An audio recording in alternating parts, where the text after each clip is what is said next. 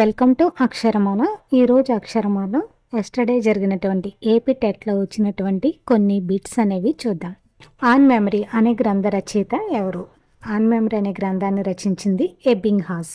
ఇది రచయితల గ్రంథం ఇచ్చి రచయితల నుంచి 1 మార్క్ వచ్చింది. నెక్స్ట్ క్వశ్చన్ చూడండి. హిందీ భాష నేర్చుకున్న తర్వాత ఉర్దూ భాష నేర్చుకోవడం అనేది ఏ రకమైన బదలాయింపుకు చెందింది? అంటే ఈ అభ్యసన బదలాయింపుల నుంచి ఒక క్వశ్చన్ వచ్చింది, అనుకూల బదలాయింపు. దీనికి కరెక్ట్ ఆన్సర్ వచ్చి అనుకూల బదలాయింపు. నెక్స్ట్ క్వశ్చన్ చూడండి. రిమెంబరింగ్ గ్రంథ రచయిత ఎవరు? రిమెంబరింగ్ అనే గ్రంథాన్ని రచించింది బార్ట్లెట్. ఈయన కథనాలపై రచనలు చేశారు. నెక్స్ట్, ట్యాట్లో ఎన్ని కార్డులు ఉంటాయి? ట్యాట్ అంటే ఇతివృత్త గ్రాహక పరీక్ష.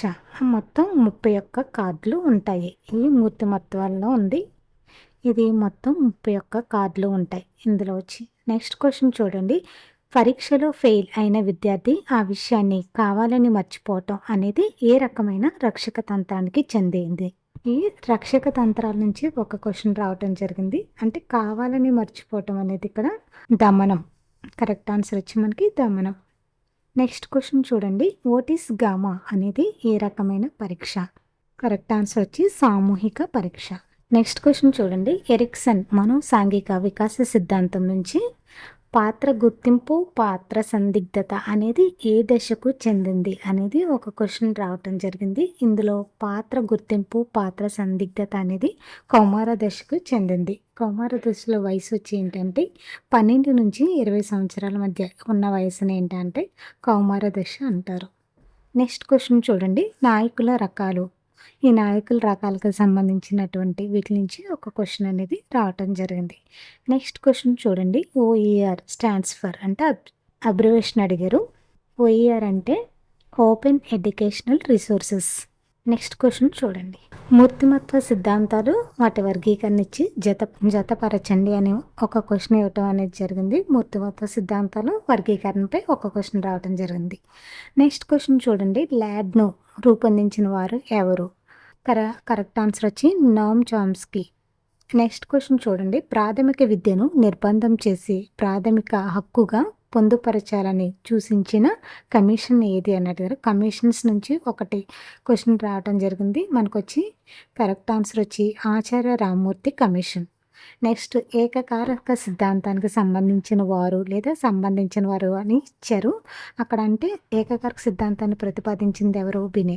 అలాగే బలపరిచింది టెర్మన్ ఎబింగాస్ స్టెర్న్. అంటే చెందిన వారు ఎవరు లేదా చెందని వారు ఇలా ఇచ్చి శాస్త్రవేత్తలు ఇచ్చి వారికి సంబంధించిన వారు ఎవరు అని అడగటం జరిగింది. నెక్స్ట్ క్వశ్చన్ చూడండి. వికాస దశలు. వికాస దశలు ఇచ్చి కింద జతపరచండి అని ఇవ్వటం జరిగింది. వీటి నుంచి వికాస దశ నుంచి ఒక క్వశ్చన్ అనేది రావటం జరిగింది. నెక్స్ట్ చూడండి. కోల్బర్గ్ నైతిక వికాస సూత్రాల నుంచి ఒక క్వశ్చన్ అనేది రావటం జరిగింది. కోల్బర్గ్ నైతిక వికాస సూత్రాలు స్థాయిలు, దశలు ఇచ్చి ఆ రెండింటిని జతపరచండి అని ఇవ్వటం జరిగింది. ఒక క్వశ్చన్ అనేది రావటం జరిగింది. నెక్స్ట్ క్వశ్చన్ చూడండి.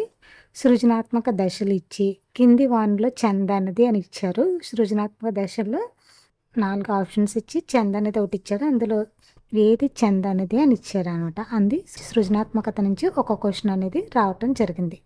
నెక్స్ట్ క్వశ్చన్ చూడండి. ఉద్వేగాత్మక ప్రజ్ఞ అంటే గోల్మెన్ ఉద్వేగాత్మక ప్రజ్ఞలో 5 విశేషాలకు చెందనది ఏది అని ఇచ్చారు.